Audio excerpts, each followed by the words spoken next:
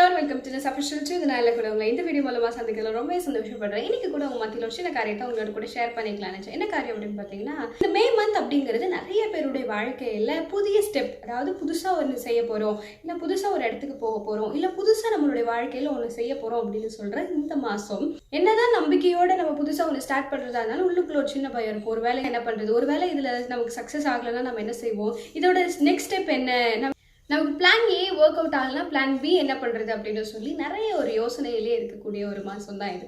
ஆனால் வேதாங்கமத்திலையும் சரி, நம்மளுடைய ஆவிக்குரிய உலகத்திலையும் சரி, நிறைய பேர் தங்களுடைய வாழ்க்கையில் முன்னேற்றத்தை அடைந்திருக்காங்க, இல்லை அவங்களுடைய வாழ்க்கையில் ஒரு வெற்றியை பார்த்துருக்காங்க. அப்படின்னா அவங்களுடைய பெரிய மூலதனம் என்னவா இருக்குது அப்படின்னா தேவனை முன்னிறுத்துறது தான். சங்கீதம் 16வது அதிகாரம் 8வது வசனத்தில் பார்க்கிறோம், கர்த்தரை நான் எனக்கு முன்பாக வைத்திருக்கிறேன், அவர் என் பட்சத்தில் இருக்கிறபடியால் நான் அசைக்கப்படுவதில்லை.